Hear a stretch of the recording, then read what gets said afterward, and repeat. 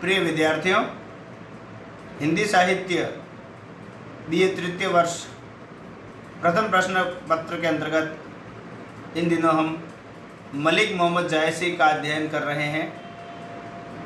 इसके पिछले वीडियो में हमने कवि परिचय जाना था और कवि परिचय के बाद अब हम महत्वपूर्ण पदों की व्याख्या प्रारंभ कर रहे हैं। तो जिन विद्यार्थियों ने पहला वीडियो नहीं देखा है वे अवश्य देख लें और सीधे सीधे हम चलते हैं महत्वपूर्ण पदों की व्याख्या की तरफ।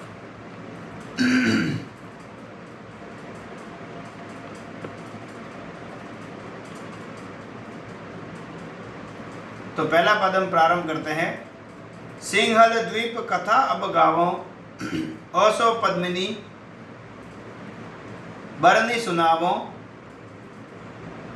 निर्मल दर्पण भांति विशेखा, जो जेहि रूप सो तैसड़ देखा, धनी सो दीप जह जह दीपक बारी, ओ पद्मिनी जो दई सवारी, सात दीप बरने सब लोगू, एको दीप नहीं सरी जोगू, दिया दीप नहीं तस उजियारा, सरल दीप सरी होड़ न यारा, जम्बू दीप कहाँ तस नाही, लंक दीप सरी पूज न छाही, दीप गभस्थल आरन परा, दीप महुस्थल मानुष हरा, सब संसार प्रथमई, आए सातो द्वीप, एक दीप नहीं उत्तम, सिंहल दीप समीप। अब हम देखते हैं शब्दार्थ।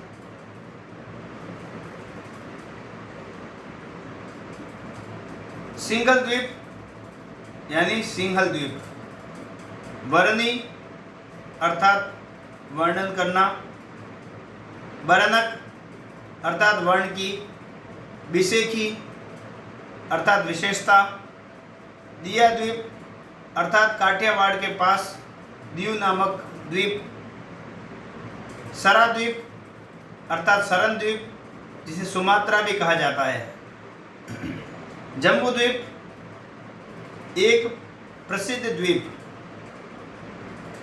आरन हरा मनुष्यों से रहित,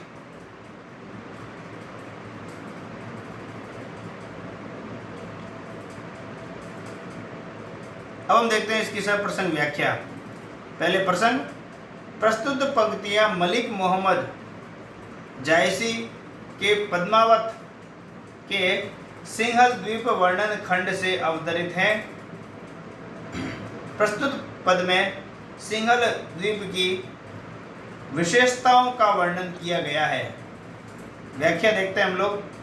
कवि जायसी कहते हैं कि मैं अब सिंघल द्वीप की कथा कहता हूँ और उस पद्मिनी का वर्णन सुनाता हूँ। वर्णन की विशेषता दर्पण की तरह है, जैसे दर्पण में जो जैसा होता है वैसा ही दिखाई देता है, ऐसे ही सिंहल द्वीप के वर्णन में जो वस्तु जैसी होती है वैसे ही वर्णन से समझी जाती है। वह द्वीप धन्य है जहाँ दीपक के समान सौंदर्य का प्रकाश करने वाली स्त्रियां हैं और उस द्वीप में पद्मिनी जैसी सुंदर नारी का अवतरण किया है।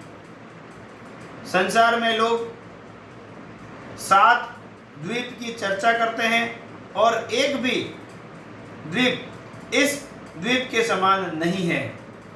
दिया द्वीप में वैसा उजियारा नहीं है, सरन द्वीप उसके बराबर नहीं हो सकता।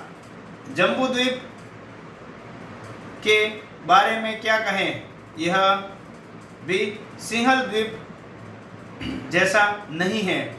लंका द्वीप तो उसकी परछाई जैसा भी नहीं है। गबस्थल द्वीप में जंगल पसरा हुआ है। महुस्थल द्वीप में मनुष्य भी नहीं रहते। इस संसार में सर्वप्रथम ये 7 द्वीप ही आए हैं। इनमें से एक भी द्वीप भी सिंहल द्वीप के समान उत्तम नहीं है। अब हम देखते हैं टिप्पणी। कड़वक छंद का प्रयोग हुआ है।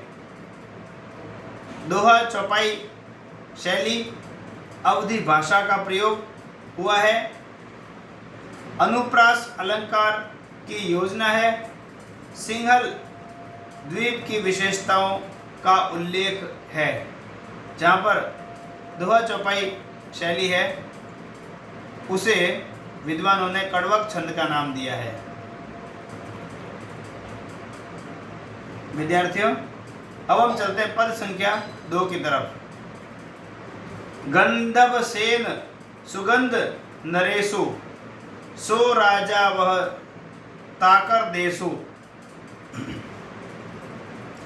लंका सुना जो रावण राजू, तेहु चाही बड़ ताकर साजू। 56 कोटि कटक दल साजा, सबे छत्रपति ओ गढ़ राजा।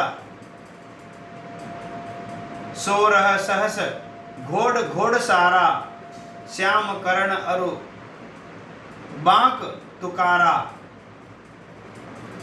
7 सहज हस्ती सिंगली, जनु कविलास ऐरावत बली।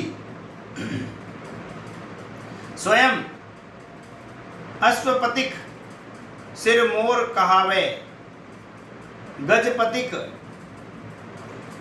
आंकुश गज नावे।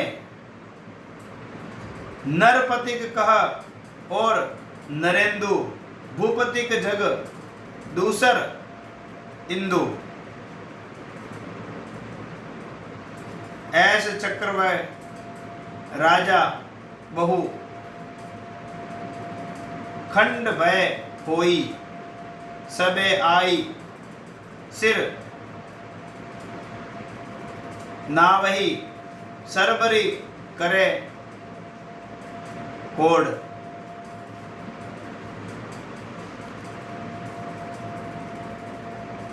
अब हम देखते हैं शब्दार्थ।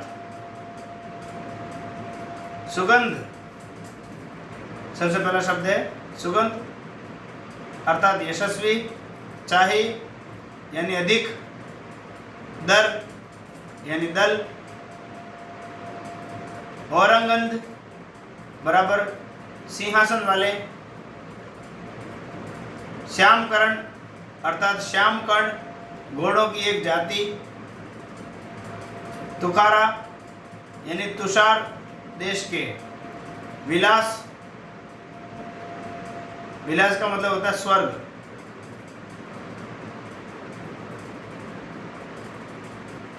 अश्वपति का अर्थ होता है अश्वपति,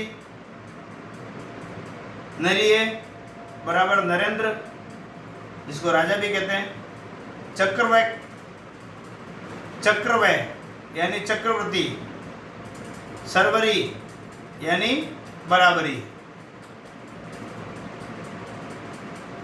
अब हम देखते हैं इसकी सप्रसंग व्याख्या।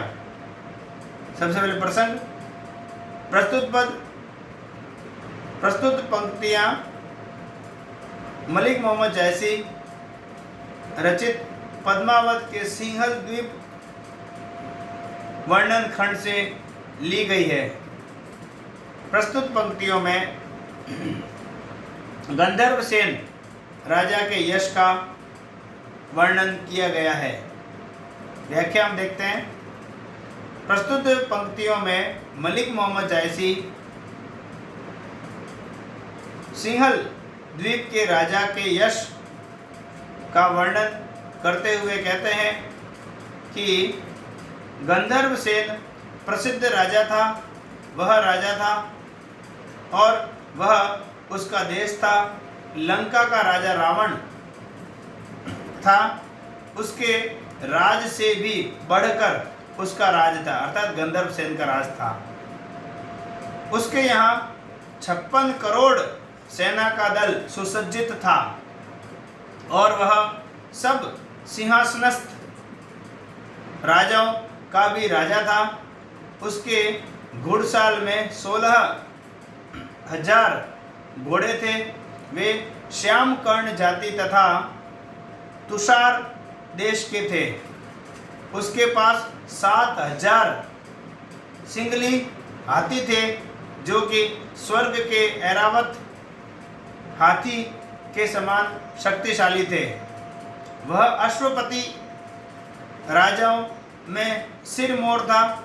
जैसे अंकुश से हाथी झुका दिया जाता है, उसी प्रकार वह अपने यहाँ हाथी रखने वाले राजाओं को झुका देता था।